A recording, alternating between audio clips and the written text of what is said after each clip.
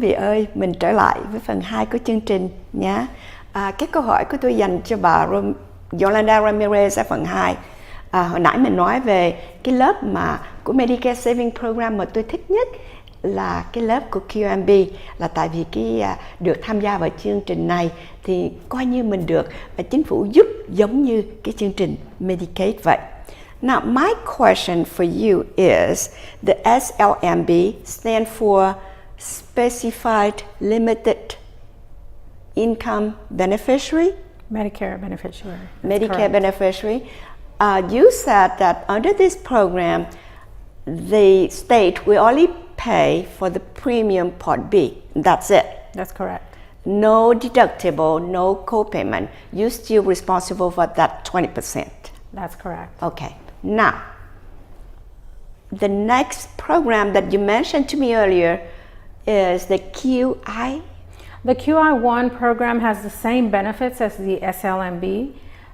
The only reason that there is a different program with a different income limit, which is higher than the SLMB program, is because that program is funded federally, and it is not funded fully by the state of Texas. So that's why there's just a different name for that program, because it's differently funded.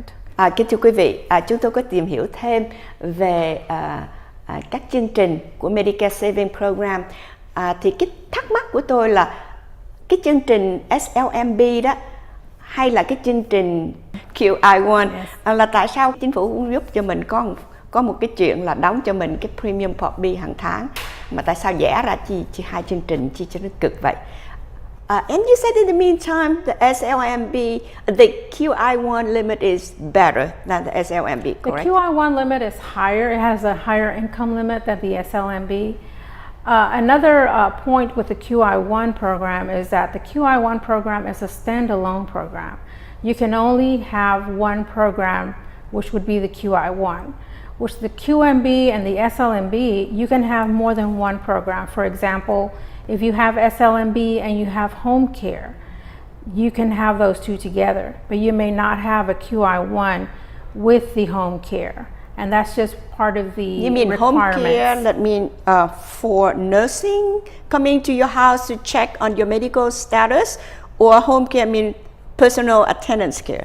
Personal attendant care is the home care, and you cannot have the home care with the QI1 program. Okay. Thì cái chương trình SLMB và QI1 có phần khác nhau là cũng nằm dưới Medicare Saving Program, nhưng cái nguồn tài trợ cho chương trình QMB và chương trình SLMB là nguồn tài trợ phối hợp giữa ngân sách của chính phủ liên bang và chính phủ tiểu bang. Riêng cái QI1 là chỉ đặc biệt được tài trợ bởi ngân sách của chính phủ liên bang. Cái điều khác biệt hơn nữa là chẳng hạn như là chúng ta có Medicare, rồi chúng ta có SLMB, thì quý vị vẫn có thể nhận được cái home care service. Trong lúc đó với cái QI1 là quý vị không được chỉ nhận được một cái standalone là riêng rẽ cái chương trình đó thôi. Go back to the QMB and SLMB. If someone is living, you know, our current rule now allow people to leave the country and continue to receive the retirement benefits, the Social Security benefits, as long as this person is a U.S. citizen and report directly to the Foreign Service of the Embassy in Vietnam. Mostly our audience are Vietnamese. In this case, if this person is receiving Medicare and QMB, so if this person leaves the country for 30 days, will you stop the QMB coverage? We cannot continue the QMB coverage when residence is not met. We do have a residence requirement in Texas that you have to be a Texas resident, which means living in Texas for 30 days in order for the state to cover you with the programs. But what is the length of the absence of the state of Texas? Since we already established the Texas residency, and then this person will leave for vacation for 2 months. So, no, I believe that they would have to report that and just with them not being in the country, that did not meet the Texas requirement because they have left the country. And I believe SSI has a requirement of For 30 days. Yes. And of course, most recipients will have SSI with QMB, and that would terminate both programs if they're out of the country for over 30 days. Okay. Now, my interesting part is you mentioned about someone with Medicare and Medicare saving under QMB and SLMB can get the home care assistance, correct? Yes, we call that community services, community attendance services, which is called CAS. Those are the abbreviations, the acronym that we use. And you can have CAS along with QMB and SLMB. Well, I fully understand this situation. If someone is on SSI and get Medicaid and need the personal care attendants, that means someone who come to your house, assist you with bathing, cooking, cleaning, blah, blah, blah, blah. I understand fully that. Now, with the situation where someone with Medicare and Medicare saving, they still get that same service, correct? Yes, you can get that service. That service has a higher income limit. It's the same income limit as a nursing home requirement, which I believe is $22.99. I'm not quite sure about that figure, but that's a waiver program, and it has a special income limit, and we will provide that service if you're underneath that.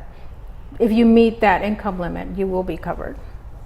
That's something that I'm learning today. I know that I refer people, you get a little bit high retirement benefit, and you get Medicare saving program. I'm glad that the government will cover a lot of your expenses, but I did not share in depth about the home attendance care that people with both Medicare and Medicare saving can receive. Thank you for that. They can receive that service. That would be a service where they would need to contact their regional intake line. And what is that number again? I am not. Just call 211? You can call 211 to request that number, and the regional office, has our referral line, and callers can call that line and they can request the home attendant service. I remember talking to you sometime that 211 is the number where you can call the state of Texas to get referral, to get intake information. But I checked to other states. Some states use that 211 as well. Mm-hmm. It depends. I believe that it's according to what state you're calling from. I believe if someone is calling us from out of state, I don't think we would get that information. But if you're within the state, you can call 211. Okay. But I'm saying is the 211 is still a line where people can call, get information and Yes, referral ma'am. from other states. Is it funded by the state, your organization? 211, I believe it is partially funded by the state of Texas. Anything that you want to share with me to help me without you, that I can handle those questions related to your field? Well, since we were talking about the SSI program, and last program we spoke about when an SSI recipient is denied, and we mentioned the disabled adult child. We also have a program available for widowers when their SSI is denied because they became entitled to their survivor's benefits. Then they'll also get a letter to apply with our department, and they should of course contact our office or go online to apply for that program, because we do have the widowers Medicaid. Kính thưa quý vị, trước đó chúng tôi có nói về cái chương trình của những em thành niên nhưng mà tàn tật, đến khi cha hay mẹ về hưu hay cha hay mẹ qua đời thì cái người con tàn tật được hưởng cái quyền lợi của cha mẹ, và nếu cái quyền lợi này cao hơn cái mức SSI thì vị này sẽ mất Medicaid. Thì trong trường hợp đó liên lạc thẳng với văn phòng y tế và xã hội của tiểu bang để xin Medicaid dành cho những người con thành niên mà tàn tật. Thì bà Yolanda cũng có nhắc nhở thêm, trong trường hợp một người quan phu hay là quả phụ sau khi mà cái người phối ngẫu của mình qua đời, rồi mình được hưởng cái số tiền theo cái số tiền của người phối ngẫu, mà rồi cái số tiền đó nó cao hơn cái mức của SSI, thì cái người này sẽ bị từ chối, không còn được hưởng Medicaid nữa. Lúc bây giờ sẽ liên lạc với văn phòng y tế và xã hội của tiểu bang để xin cái Medicaid. It's a standalone thing, right? Because it's nothing related to Social Security anymore, not on SSI. This person is getting survivor's benefit as a widow. The number is higher than the SSI check. Then this person will go to contact your agency to apply for a standalone Medicaid. Correct? Yes, that's the widow's Medicaid program. Thì như vậy, đó cũng có cái chương trình gọi là Medicaid dành cho những người quan phu, quả phụ, hay là nói nôm na hơn là những người mà chết vợ hay là chết chồng. So, anything else? Just if anybody needs assistance, they can still contact you, and you can contact me. It's a promise, publicly promise. Any specific questions, you can still contact me. Kính thưa quý vị, như tôi thưa, tuần tới là bà chính thức về hưu. When I say to my people that you are retiring, I feel it's kind of weird because I'm older than you, I'm still standing here and you retire. It's not fair. Thì bà có nói là khi nào mà quý vị có những cái câu hỏi liên quan đến vấn đề Medicaid vẫn có thể gửi về đài, và chúng tôi nếu mà cần tới cái sự chuyên môn đặc biệt của người chuyên viên thì chúng tôi sẽ gửi đề đạt cái câu hỏi đến bà Yolanda Ramirez. Last but not least, I wish you the best for your new chapter in life. Thank you, Angie. And as I said before, I really value our friendship and our commitment to serve our the public service, and we'll continue to work together. Xin cảm ơn quý vị đã theo dõi chương trình. Chúng tôi xin hẹn quý vị trong lần phát hình kỳ tới.